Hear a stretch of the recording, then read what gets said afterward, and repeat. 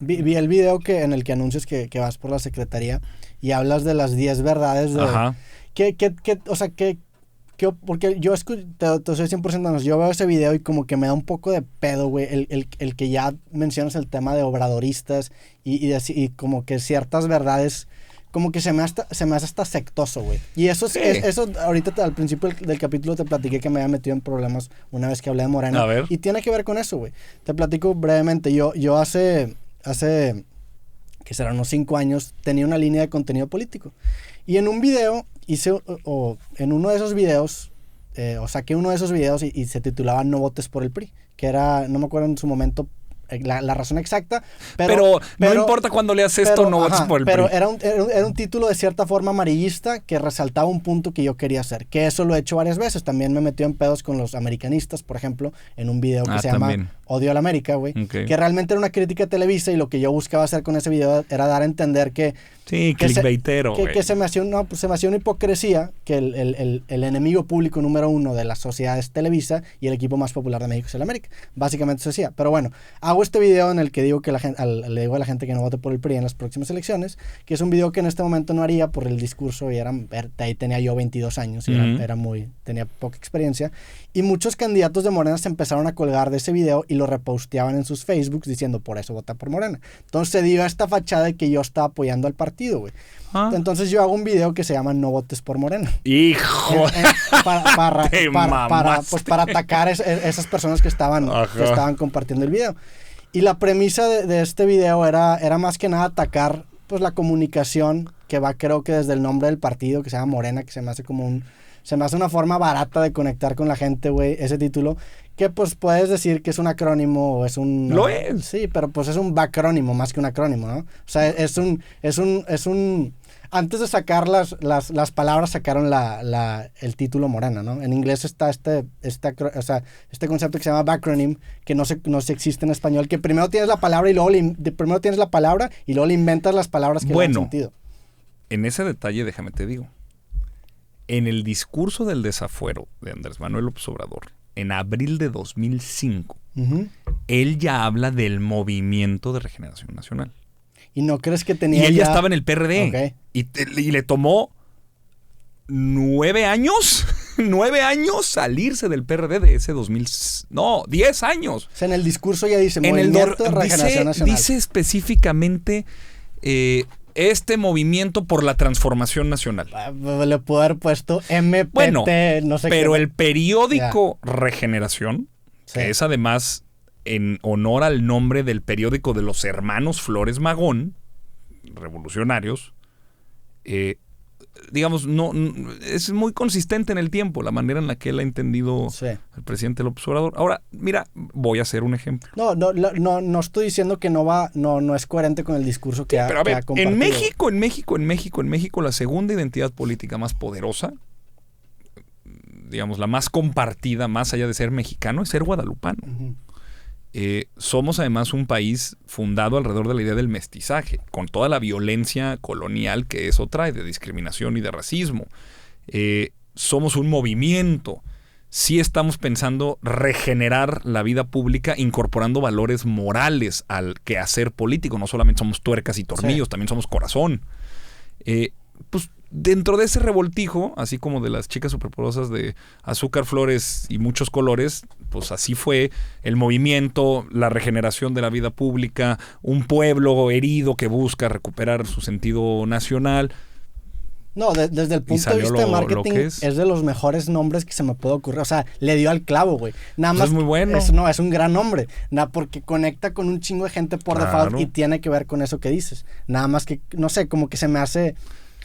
Además, date cuenta cómo la izquierda, la vieja izquierda, tiende a cometer el mismo error, que es elevar a causas sus identidades.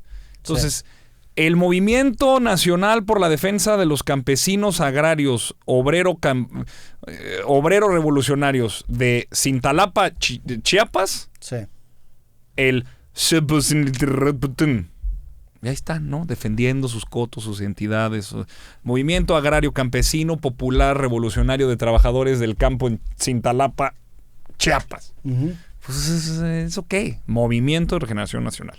Sí. Y además también muy propio de, digamos, algo que puede conectar en esta nueva ola de democratización o de regresión autoritaria, porque ha sido una ola que ha afectado tanto para bien como para mal en Europa. Sí. Los nuevos partidos difícilmente se llaman partido de, ¿no? Está Ciudadanos, está Podemos. Pero ¿no crees que marca un antecedente peligroso mezclar la raza con el nombre de un partido político? Eso es lo que iba, güey. No. O sea, me queda claro todo el background cultural que tienes y el fondo que hay detrás.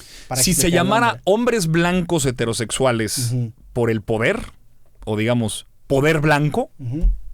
Se llamará, imagínate en Estados Unidos sale un partido que se llame White, que eso decía en el video. No, pues está cabrón, güey, porque, ojo, no es lo mismo reivindicar a la clase oprimida que a la opresora. Me queda claro, güey. O sea, nunca en tu vida has leído sobre supremacismo negro. No, y por eso hay Black Lives Claro, Matter. Sí, claro. O sea, el supremacismo blanco sí es violento, xenófobo y racista. Sí. El supremacismo negro es mínima decencia y respeto a derechos humanos. Pero me queda claro, güey, pero se me hace peligroso mezclar esas dos cosas porque creo que no hemos vivido el suficiente tiempo para que veamos las consecuencias de eso.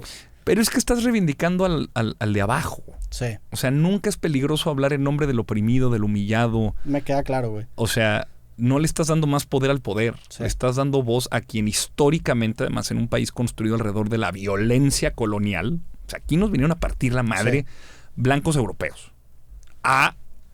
Además tampoco es que digas, a ver, el Movimiento de Regeneración Nacional, mira, ese está un poco cursi. Ni siquiera es tan violento como de prietos negros, indios al poder. ¿No? Sí. El Movimiento de Es Regeneración un gran Nacional nombre. O sea, es un gran nombre, es morena. Sí, es un gran nombre. Reivindica una serie de identidades. Y entiendo lo que dices pues de cierta manera empoderar al oprimido, güey. Porque claro. Escribí hace poco un artículo que se llamaba En Defensa del Arte. Y hablo sobre el arte extremo, ¿no? Y digo que el arte en la sociedad tiene que ser mucho más fuerte de lo que el status quo quiere llegar. Y hago esta analogía de que si tú tienes, por ejemplo, un envase con agua, que el agua sería la sociedad, y tú quieres hacer un Kool-Aid de fresa, güey, el concentrado tiene que ser mucho más fuerte que la mezcla. O sea, que la mezcla perfecta entre el concentrado y el agua. Entonces, para mí, el arte extremo, por ejemplo, incluso las manifestaciones extremas como los movimientos extremos tienen que ser mucho más radicales que a lo que aspiramos llegar como la sociedad, porque tenemos que tomar en cuenta que la sociedad va a diluir ese mensaje, güey. Claro.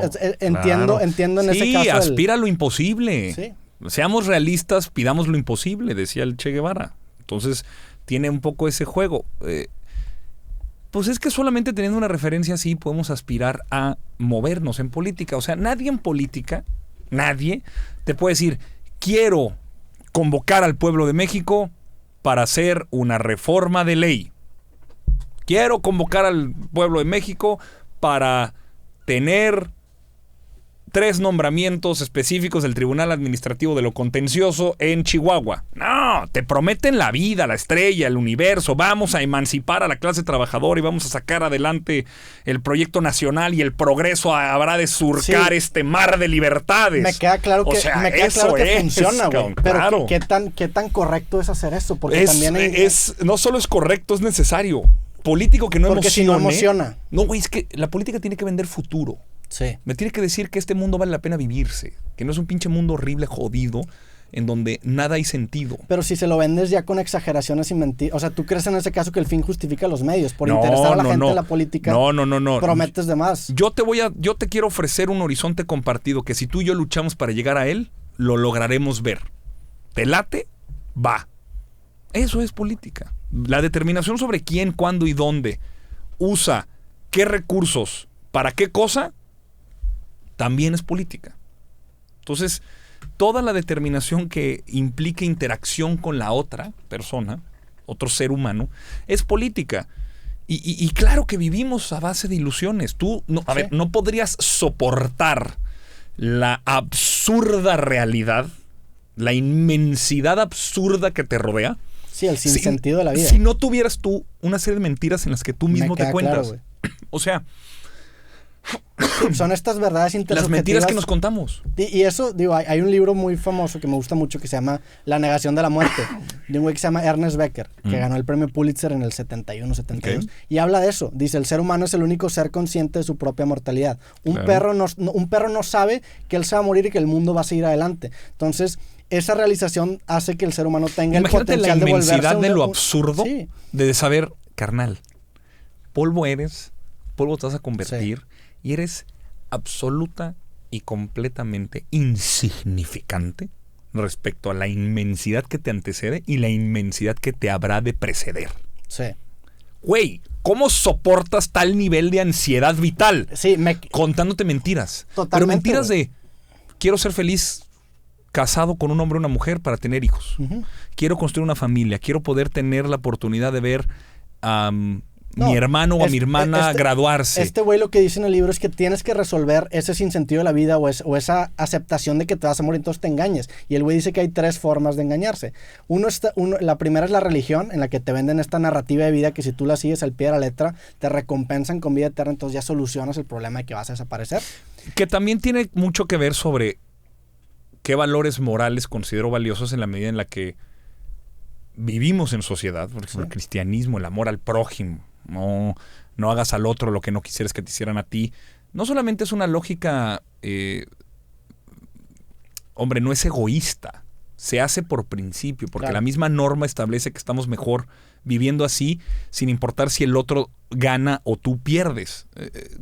Tiene que ver también esa mentira. No es tanto que digan, al final si me porto bien, me dan el dulce de la vida eterna.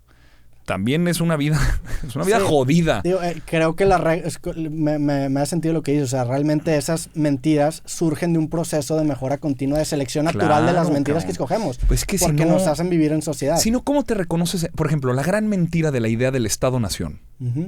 ¿Cómo te reconoces en el otro?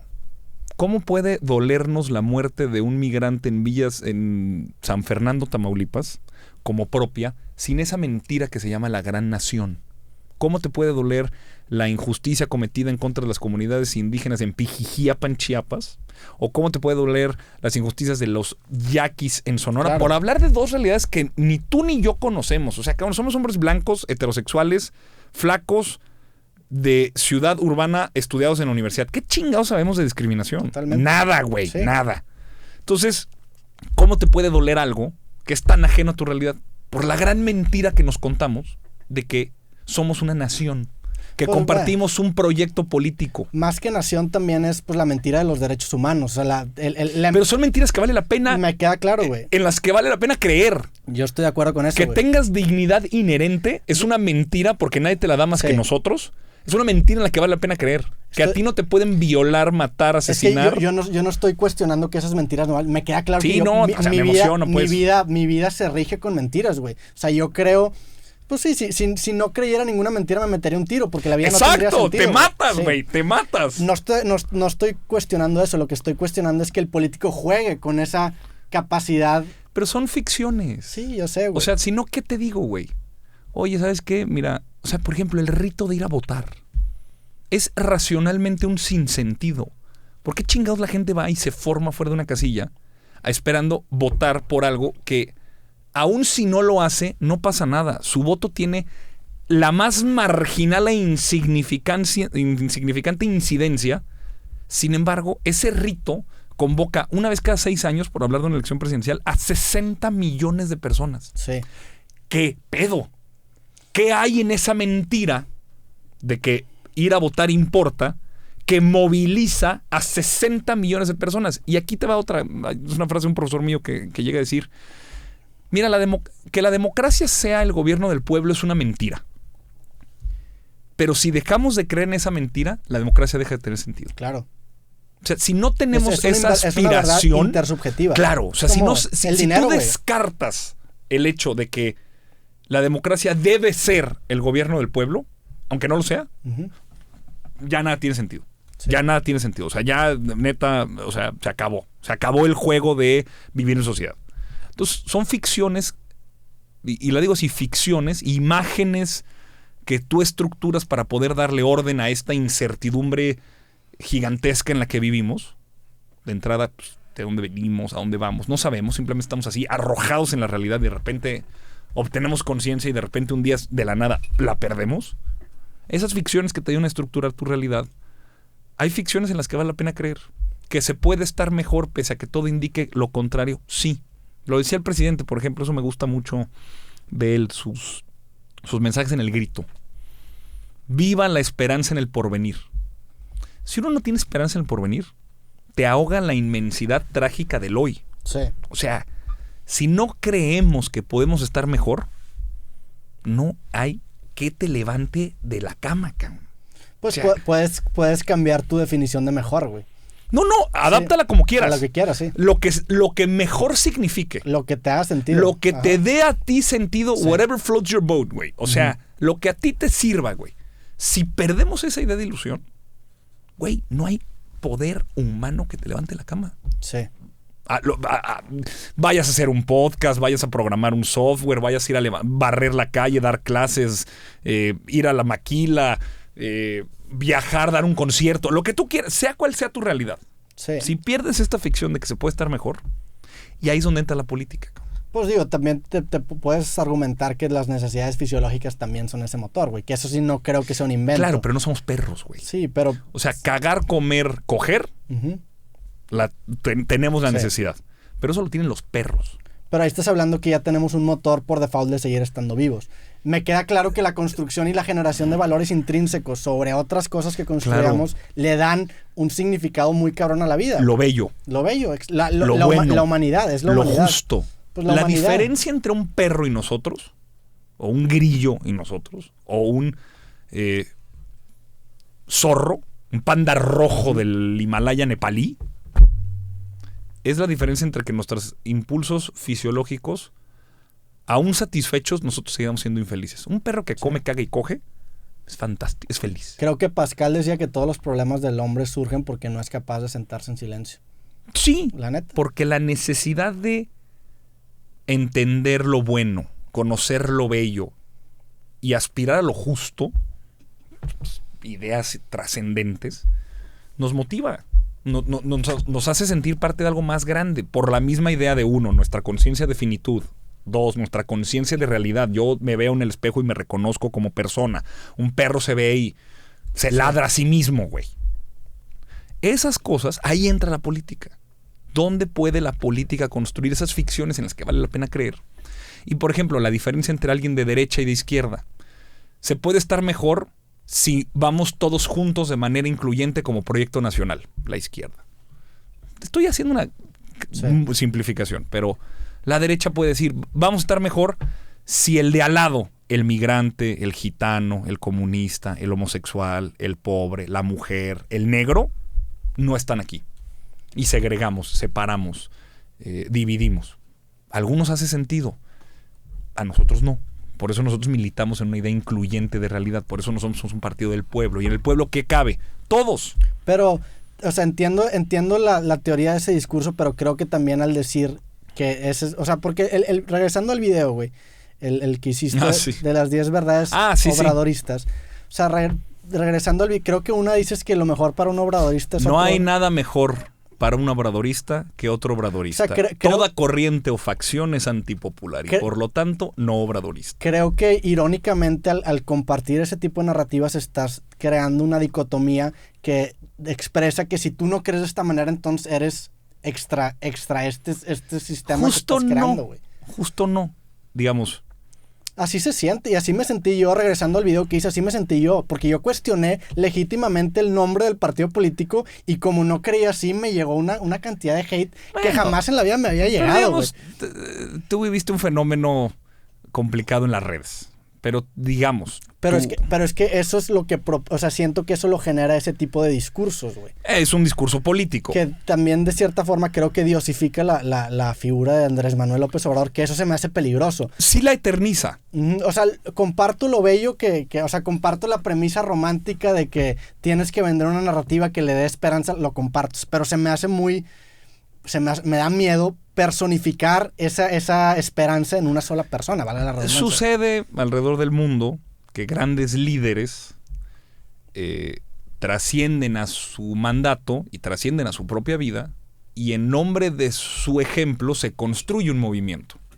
El más importante del mundo se llama cristianismo. En nombre de Jesucristo muere un hombre, algunos creen que es profeta, otros piensan que es el Hijo de Dios, pero últimamente hay una corriente de pensamiento que de sus enseñanzas deriva un movimiento que se llama cristianismo.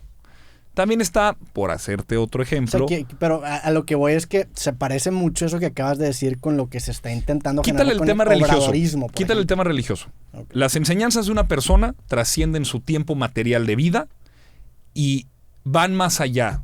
Y se construyen un movimiento que carga su nombre, pero en realidad también son sus enseñanzas. Es que creo que no le podemos quitar ni siquiera el capitalismo, el factor religioso. O sea, como tú dices, son una serie de constructos intersubjetivos que como sociedad creemos, o sea, escogemos creer, pero son creencias, güey. Claro. O sea, son creencias. Entonces sí son religiones pero también, tú, ¿cómo güey. tienes certeza de tu propia realidad? Me voy a poner bien pinche metafísico. ¿Cómo tengo certeza? No tengo. ¿Cómo tienes certeza de tu propia realidad? Yo, ¿Cómo tú no sabes que estás conectado a una pinche máquina? No tengo. Por eso es la maravilla de la película de Matrix. Somos sujetos, estamos condenados a ¿Tú nuestros cómo sentidos? sabes si no estás metido en una pinche cápsula, conectado a una máquina, absolutamente absorto de tu realidad, hoy, aquí, ahora? No que es tenemos Matrix. forma de comprobar Es Matrix. eso. No hay forma, no hay manera alguna de poder hacerlo. Entonces, creamos, pensemos, bajo la creencia de que, bueno, somos seres conscientes, autónomos y capaces de tomar decisiones para no volvernos es una locos. ilusión. Claro, güey. A ver, son eso, ficciones, güey. Y eso lo he hablado también en otros podcasts el determinismo de la realidad. O sea, creo que el sueño poético de un programador, que la programación se basa en el lenguaje, claro, güey. En el lenguaje binario, que son ceros y unos. El lenguaje o la aspiración romántica del programador es llegar a simular la realidad con puras circunstancias binarias. Entonces yo siempre uso la comparación de, por ejemplo, tú tienes una MacBook Pro que tiene una pantalla que es Retina Display. Sí. Que eso quiere decir que tiene tantos píxeles que tu ojo ni siquiera se da cuenta que hay píxeles, güey. Creo que eso pasa en la realidad. Hay tantas circunstancias binarias que son finitas, pero son tantas las circunstancias binarias que tú tienes la ilusión de libre albedrío. Entonces te construyes una realidad dentro del determinismo duro. Y si esa ilusión de libre albedrío llega un político y te dice, no hay otra manera de entender la realidad más que con abuso, desigualdad y corrupción. Y alguien viene y te dice, no, espérate, se puede ser feliz buscando la felicidad del otro. Para un compañero no hay nada mejor que otro compañero en la lógica de no dividamos. El gobierno de la democracia el gobierno de la democracia es esencialmente mandar obedeciendo. Por eso son verdades obradoristas, regresando al tema. Te quiero convencer, te persuado sobre una intuición en donde quiero que tú veas que quizá hay una manera distinta de entender las cosas. Puede ser, puede no.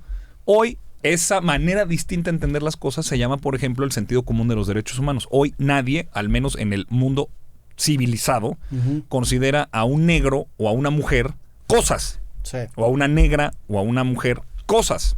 Pero bueno, en el año 400 a.C., en Esparta, sí. En 1550, sí. En 1930, en Estados Unidos, sí. Hoy, el sentido común nos lleva a decir que gozamos, en igualdad de condiciones, derechos humanos. Que eso es lo que quería llegar con que es un proceso de selección natural de verdades que nos construimos. Verdades que dejan de funcionar, se sustituyen por otras. Sí. Ahí lo padre de la política es ir construyendo verdades. Y por eso son las verdades obradoristas. Porque hay en Andrés Manuel López Obrador, nosotros. Además es raro porque mira... Pero es que si ves cómo tiene algo religioso. Es que la religión, más allá de la parte mística, sí es una visión moral del mundo. Sí. Eso es la religión. Más, deja tú bajé del cielo y con el dedo flamígero salió un ángel que fecundó el vientre de una virgen. O sea, quítale la parte mística. Pero la religión es una visión moral del mundo. Sí, ¿qué es lo bueno, qué es lo malo? Es un libro para resolver disyuntivas morales. Totalmente. ¿Y qué debe ser la política? Pues yo creo que también una manera de resolver disyuntivas morales, porque no somos robots. Sí. No somos nada más tuercas y tornillos para saber dónde picar y dónde jalar la palanca. Debemos en política resolver disyuntivas morales. O sea, ¿qué hago? Tengo 100 pesos. ¿Qué hago? ¿Lo invierto en un programa social que le puede dar de comer a 50 personas 3 meses o invierto en una carretera que puede servir en 2 años para que llegue comida al pueblo que ahorita se está muriendo de hambre? ¿Qué haces? Por ejemplo, tienes dinero, tienes autoridad, las dos cosas funcionan, pero hay una disyuntiva moral. ¿Sobre cuál vas primero? Necesitas esa formación de carácter para tomar decisiones políticas. Me gusta eso que compartes de que la política sea una forma de resolver una disyuntiva moral en sociedad. Creo que lo que me causa conflicto es la consecuencia de tener ese tipo de discursos y diosificar a una persona, güey, porque cuando alguien intenta cuestionar esas verdades que desde el principio el establecerlos como verdades me causa problema, güey, porque me dices verdades de que, a ver, güey, ¿cómo la quiero tumbar? O sea, son principios, o sea, se refiere no que sean inmutables, porque si no serían dogmas. Significa que antes de que pase cualquier cosa, sin importar dónde, cuándo, cómo, es decir, lo particular y específico, antes de eso, para un obradorista no hay nada mejor que otro obradorista. Entonces, si yo conozco a alguien de un origen social, con una idea complicada, que tiene una manera específica de ver las cosas, sin saber quién es, como una verdad, yo asumo que al ser obradorista es un tipo al que hay que escuchar, al que hay que reconocer y hay que saber. ¿Y si no es obradorista la persona? ¿Cómo lidias con el otro, güey, en ese caso? O sea, es lo que digo, creas esa dicotomía de el obradorista y el no obradorista. Sí hay dicotomías. Uh-huh. En posiciones políticas, el presidente opera en ese sentido. Y yo creo que en realidad tiene razón. Hay conservadores y hay liberales. Hay gente que cree que el estado actual de las cosas funciona. Hay gente que cree que el estado actual de las cosas debiera cambiar. Posiciones políticas. Tú puedes diferir. Y como estamos haciendo ahorita, o sea, yo no te voy a decir, eres un conservador neoliberal por preguntarme sobre qué onda con el obradorismo. Pues no, o sea, no se da en eso. Estoy hablando de posiciones políticas sobre lo público, en alguna palestra de responsabilidad, o sea, si un diputado, si un senador. Tú no lo vas a hacer, pero tú eres una persona preparada, estudiaste 2 carreras, ya eres aspirante o eres... ya eres candidato a un puesto político, güey. Tú eres una persona muy preparada. En ese sentido entiendo que a lo mejor tú no me lo vas a dar. Pero si ese mismo mensaje lo propagas en una masa social que tiene un grado de escolaridad muy bajo, güey, o sea, ¿qué tipo de respuesta o reacción va a generar? Eso son es lo que mensajes me preocupa. Muy sencillos. No mentir, no robar y no traicionar al pueblo. Son autoevidentes. ¿Estás de acuerdo que suena religioso, güey? O sea, suenan mandamientos. Es una visión moral del mundo. Sí, no mentir. O sea, no le digas a alguien una cosa que no vas a poder cumplir. No robar, no le quites a alguien algo que no es tuyo, fruto de su trabajo. Y no traiciones, no hagas que la gente piense que tú vas a hacer algo y uses esa confianza para lastimar, para generar mal. Está muy general las verdades, sí. Pero por eso es una verdad. Es una guía moral. Claro, pero es una verdad. Pues sí, lo tomo como verdad. Sí. O sea... es una estrella polar. Un axioma matemático es una verdad. No la tengo que justificar porque es gracias a eso que yo puedo derivar aritmética, geometría, cálculo. O sea, que 2 más 2 sea 4 tiene un axioma matemático algebraico que me da a entender un cierto orden para yo después hacer ecuaciones polares. Sí, son pisos de los que parten después. Entonces yo decir, no mentir, no robar y no traicionar al pueblo es un supuesto que no tengo que justificar, pero que yo considero valioso al inicial. Pero, por ejemplo, el robar, güey, te puedes meter muchos asteriscos de que no robar cuándo. Nunca. Si me estoy muriendo de hambre y si mi hija se está muriendo de hambre, güey, y veo a alguien que tiene una torta, yo le voy a robar y se lo voy a dar a mi hija. Estoy hablando en el sentido público. Ya. O sea, un funcionario pero público. Eso es lo que me causa problema con decir que son verdades, porque no es cierto, siempre vas a encontrar un contraejemplo, güey. No, yo creo que sí hay categorías muy claras en donde la línea está muy bien marcada. En el ejercicio público de tus funciones, cuando tú eres representante popular, nada de lo que tú tienes ahí es tuyo. Entonces no te lo lleves, entonces no robes. Ok, en el contexto de... Claro, esto es digamos, en la manera de hacer política, ¿no?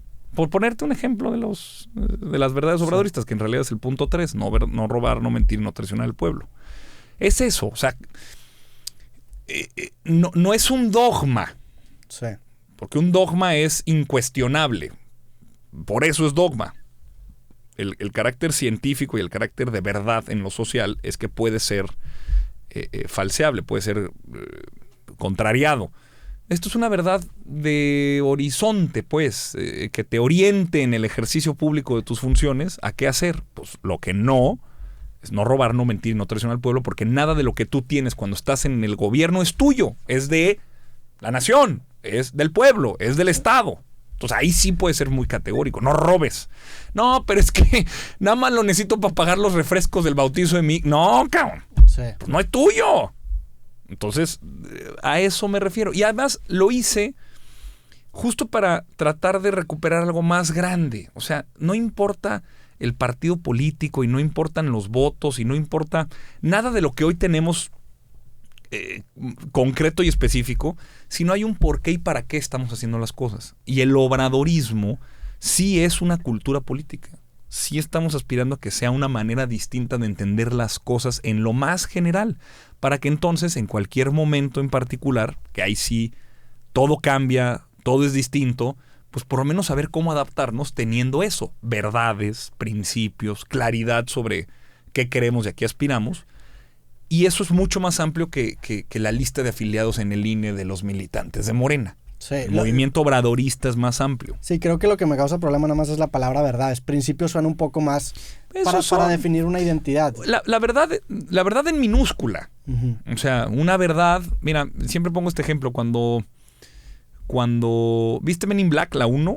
Sí, pero hace un chingo, güey. Pero seguro te vas a acordar de esta parte donde está Tommy Lee Jones, que es Kay, y Will Smith, que es Jay.